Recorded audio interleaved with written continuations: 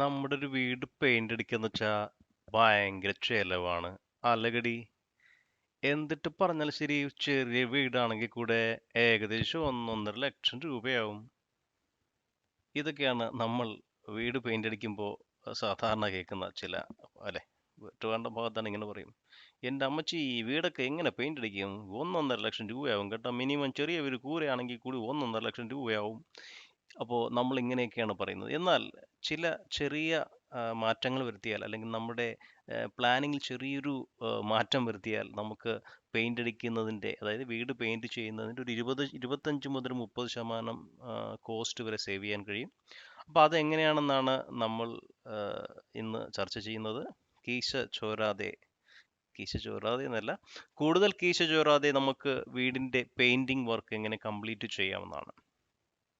അപ്പോൾ പെയിന്റിങ്ങിന് നമ്മൾ ചിലപ്പോൾ കോൺട്രാക്ടേഴ്സിനെ ഏൽപ്പിക്കും, അല്ലെങ്കിൽ നമ്മൾ തന്നെ പെയിന്റ് മേടിച്ചു കൊടുത്ത് നമ്മൾ അതിൻ്റെ ജോലിക്കാരെ കൊണ്ട് ചെയ്യിപ്പിക്കും. അതാണ് നമ്മൾ സാധാരണ ചെയ്യുന്നത്, അല്ലേ? അപ്പോൾ അതിൽ ചെറിയ ഒന്ന് രണ്ട് കാര്യങ്ങൾ ചെയ്താൽ, ഒന്ന് രണ്ടെന്നല്ല, ഞാൻ ഏകദേശം 12 കാര്യങ്ങൾ പറയുന്നുണ്ട്. 10-12 ബെസ്റ്റ് പ്രാക്ടീസസ് എന്ന് പറയാം. അപ്പം നമ്മളത് നിങ്ങളുടെ വീട് പെയിന്റ് ചെയ്യുന്നുവെങ്കിൽ, അല്ലെങ്കിൽ നിങ്ങളുടെ സുഹൃത്തുക്കളുടെ വീട് പെയിന്റ് ചെയ്യാൻ സാധ്യതയുണ്ടെങ്കിൽ, ഈ കാര്യങ്ങൾ അവരോട് കൂടെ ഷെയർ ചെയ്യുക. ഇതൊരു 4-5 മിനിറ്റ് ലെങ്തുള്ള വീഡിയോ ആണ്. ഒരുപക്ഷെ നിങ്ങൾക്ക് അതൊരു 10 50 50,000 അല്ലെങ്കിൽ 60,000 രൂപ വരെ സേവ് ചെയ്യാൻ പറ്റും. ഉറപ്പാണ്. കാരണം ഒന്ന് രണ്ട്, അല്ലെങ്കിൽ ഞാൻ പറഞ്ഞതുപോലെ മികച്ച ഒന്ന് രണ്ട് ടെക്നിക്കുകൾ അല്ലെങ്കിൽ ട്രിക്കുകൾ പറയുന്നുണ്ട്. അതൊന്ന് ഫോളോ ചെയ്യുക. അപ്പോൾ നമുക്ക് നോക്കാം. ആദ്യത്തെ എന്താണ് ചെയ്യേണ്ടതെന്ന് വെച്ചാൽ, ആദ്യം പ്ലാസ്റ്ററിങ് നന്നായി ഉണങ്ങിയതിന് ശേഷം മാത്രം വൈറ്റ് സിമെന്റ് അല്ലെങ്കിൽ പ്രൈമർ ഭിത്തിയിൽ അടിക്കാവൂ. അപ്പം നമ്മൾ പലരും അത് തെറ്റിച്ചാണ് ചെയ്യുന്നത്. അപ്പോൾ പ്ലാസ്റ്ററിങ് ഉണങ്ങിയതിന് ശേഷം തന്നെ അടിക്കണമെന്ന് നമ്മൾ അവരോട്, കോൺട്രാക്ടറോട് പറയുക, അല്ലെങ്കിൽ അത് പെയിന്റേഴ്സിനോട് പറയുക. കാരണം അത് ഇതിൻ്റെ പെയിന്റിന്റെ ഈട് കൂട്ടുന്നതിന് സഹായിക്കുന്നു, അല്ലെങ്കിൽ അതിൻ്റെ ഒരു ഫിനിഷിങ്ങിന് വളരെ നല്ലതാണത്. അപ്പോൾ വൈറ്റ് സിമെന്റ് പ്രൈമർ അടിക്കുന്നത് പ്ലാസ്റ്ററിങ് പെർഫെക്റ്റ് ആയതിനു ശേഷം, അത് ഓർത്ത് വയ്ക്കുക. അത് ഏറ്റവും പ്രധാനപ്പെട്ട ഒരു കാര്യമാണ്. മറ്റൊരു കാര്യമെന്ന് പറയുന്നത്, സിമെന്റിലെ ചെറു സുഷിരങ്ങൾ അടയ്ക്കാനുള്ള പുട്ടി. നമ്മൾ നേരത്തെ ചെയ്ത ആ, ഈ പ്ലാസ്റ്ററിങ് ഉണങ്ങിയല്ലോ, അതിനുശേഷമാണ് നമ്മൾ ഈ വൈറ്റ് സിമെന്റ് അല്ലെങ്കിൽ പ്രൈമർ അടിക്കുന്നുള്ളൂ. അപ്പോൾ അതുപോലെ തന്നെ സിമെന്റിലെ ചെറു സുഷിരം അടയ്ക്കാനുള്ള പുട്ടി ഇതിന് ശേഷം ഇടാം. പുട്ടി ഇട്ടതിന് ശേഷം വീണ്ടും പ്രൈമർ അടിക്കാം. അപ്പോൾ അതൊരു കാര്യമാണ്. കാരണം പുട്ടി ഇട്ടതിന് ശേഷം നമുക്ക് പ്രൈമർ അടിക്കാവുന്നതാണ്. അപ്പോൾ പ്രൈമർ നന്നായി ഉണങ്ങിയതിന് ശേഷം മാത്രമാണ് എമൽഷൻ ചെയ്യേണ്ടത്. അപ്പോൾ ഈ 3 കാര്യങ്ങളും കോറിലേറ്റഡ് ആയിട്ടാണ് വരുന്നത്. അപ്പോൾ ഇത് നിങ്ങളുടെ കോൺട്രാക്ടേഴ്സിനോട് പറയുക, ഇതിങ്ങനെ ചെയ്താൽ മതി, അല്ലെങ്കിൽ ഇങ്ങനെ നമ്മൾ പറയുന്നത് അനുസരിക്കുന്ന പെയിൻറ്റേഴ്സിന് വീട്ടിലെ പെയിൻറ്റിങ് വർക്ക് കൊടുക്കാൻ ശ്രദ്ധിക്കുക. ഇത് വളരെ ഒരു മാറ്റം വരും. കാരണം പല പെയിൻറ്റേഴ്സിനും ഇത് അറിയത്തില്ല അവർക്ക്.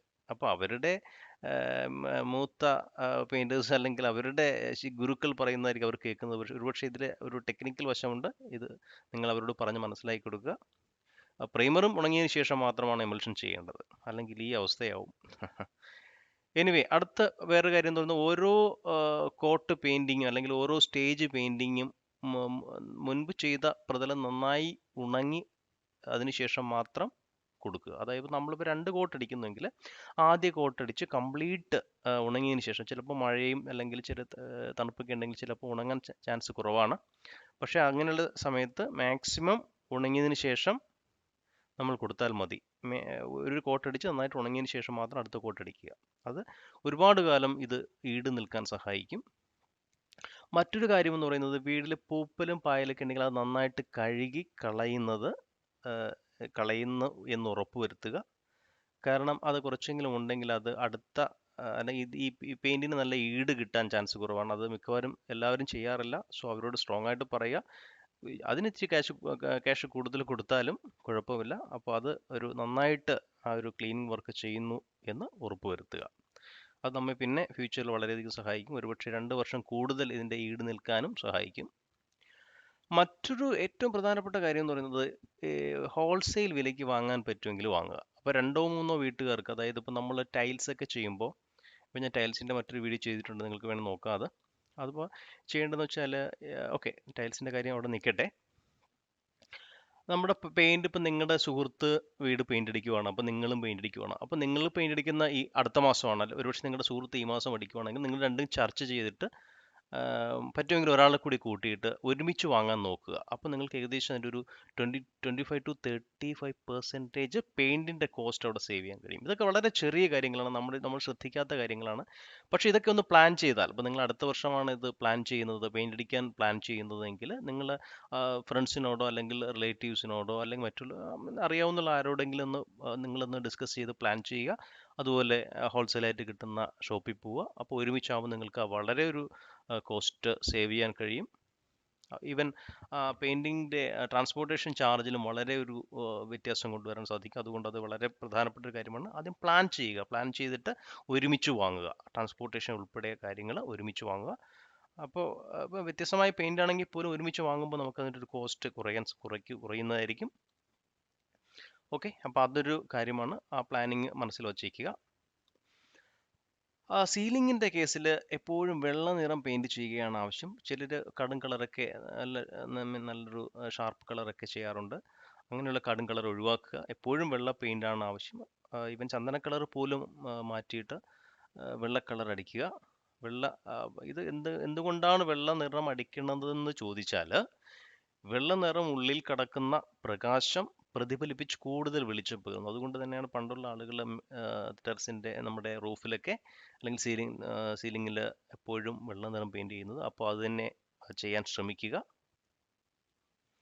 മറ്റൊരു പ്രധാനപ്പെട്ട കാര്യം എന്ന് പറയുന്നത്, കിടപ്പുമുറികൾക്ക് വ്യത്യസ്ത നിറം നൽകണമെങ്കിൽ കൂൾ കളറുകൾ തിരഞ്ഞെടുക്കാം. അപ്പോൾ നീല, പച്ച, റോസ്, മഞ്ഞ അഥവാ അല്ലെങ്കിൽ ഇവയുടെ കോമ്പിനേഷനോ കൊടുക്കാം. അല്ലെങ്കിൽ ഒരു ചുമര് മാത്രം ഒരു റെഡ് പോലെയുള്ള അല്ലെങ്കിൽ ഒരു ഇളം ചുവപ്പ് അങ്ങനെയുള്ള കളർ കൊടുക്കുക. ബാക്കിയുള്ള നമ്മുടെ ഇഷ്ടത്തിനനുസരിച്ച് കൊടുക്കുക. അപ്പോൾ കിടപ്പുമുറികൾക്ക് വ്യത്യസ്ത നിറം നൽകുന്നത് നല്ലതാണ്. അപ്പോൾ കൂൾ കളറുകൾ തിരഞ്ഞെടുക്കാം. നീല, പച്ച, റോസ് ഇവയൊക്കെയാണ് കൂൾ കളറുകൾ. ഒരിക്കലും കറുപ്പ് അല്ലെങ്കിൽ അതുപോലെയുള്ള ഡാർക്കായിട്ടുള്ള കളേഴ്സ് ഒരിക്കലും തിരഞ്ഞെടുക്കാതിരിക്കുക. അപ്പോൾ ഒരു കോമ്പിനേഷൻ കളേഴ്സാണ് ഇവിടെ ഉപയോഗിക്കേണ്ടത്. അടുക്കള അല്ലെങ്കിൽ വർക്ക് ഏരിയ പോലെയുള്ള സ്ഥലങ്ങളിൽ വൃത്തിയാക്കാവുന്ന മുന്തിയ തരം എമൽഷൻ പെയിൻറ് ചെയ്യാൻ ശ്രദ്ധിക്കണം. അപ്പോൾ എമൽഷനിൽ തന്നെ നമ്മൾ അടുക്കളയിൽ അല്ലെങ്കിൽ വർക്ക് ഏരിയയിൽ ഇപ്പോൾ ചീത്തയാകാൻ സാധ്യതയുള്ള സ്ഥലങ്ങളിൽ കൂടിയ തരം എമൽഷൻ പെയിൻറ് ചെയ്യാൻ ശ്രദ്ധിക്കുക. അപ്പോൾ നമുക്ക് എന്തെങ്കിലും അഴുക്ക് പറ്റിയാൽ നമുക്കത് കഴുകിക്കളയാൻ സാധിക്കും. പൊടി പറ്റിയാൽ കഴുകിക്കളയാൻ സാധിക്കും. അതുപോലെ ചൂടും പുകയും കൂടുതലൊക്കെ ആണെങ്കിൽ അത് പൊളിഞ്ഞ് ഇളകുന്ന ഒഴിവാക്കാൻ സാധിക്കും. അതുപോലെ തന്നെ അതിൻ്റെ ഫസ്റ്റ് കോട്ടടിച്ച് നേരത്തെ പറഞ്ഞതുപോലെ കംപ്ലീറ്റ് ഉണങ്ങിയതിന് ശേഷം മാത്രം അടുത്ത കോട്ടിലേക്ക് കടക്കുക. അപ്പോൾ അതൊരു പ്രധാനപ്പെട്ട കാര്യമാണ്. ഇച്ചിരി കൂടിയാലും കോസ്റ്റ് കൂടിയാലും നമ്മുടെ കിച്ചണിലും മറ്റുമൊക്കെ കൂടിയ പെയിൻ്റ് അടിക്കാൻ ശ്രമിക്കുക. എമൽഷൻ തന്നെ അടിക്കണം. അത് ക്ലിയർ ആണെന്ന് വിശ്വസിക്കുന്നു. മറ്റൊരു പ്രധാനപ്പെട്ട കാര്യം, നിലവിലുള്ള പെയിന്റ് പൊളിഞ്ഞിളകി റീപെയിന്റിംഗ് ആണെങ്കിൽ പഴയ പെയിന്റ് ഉരച്ച് കളഞ്ഞ് കഴുകി വൃത്തിയാക്കി പ്രൈമർ അടിച്ചതിന് ശേഷം മാത്രമേ പുതിയത് അടയ്ക്കാവൂ. അപ്പോൾ ഇത് ചിലപ്പോൾ ഇച്ചിരി നിങ്ങൾക്ക് കോസ്റ്റ്ലി ആയിട്ട് തോന്നുമെങ്കിലും നിങ്ങൾ ഒരു ഗ്യാരണ്ടി തരുന്നു. നമ്മൾ അല്ലെങ്കിൽ ഒരു 5 വർഷം 6 വർഷം കഴിഞ്ഞിട്ടാണ് അടിക്കുന്നത്, അല്ലെങ്കിൽ ഒരു 3-4 വർഷം കഴിഞ്ഞിട്ടാണ് അടിക്കുന്നതെങ്കിൽ നിങ്ങൾക്ക് 2 വർഷം വരെ ഈട് നിൽക്കാൻ ഈ ഒരു ചെറിയ കാര്യങ്ങൾ ചെയ്യുന്നതിലൂടെ സാധിക്കും.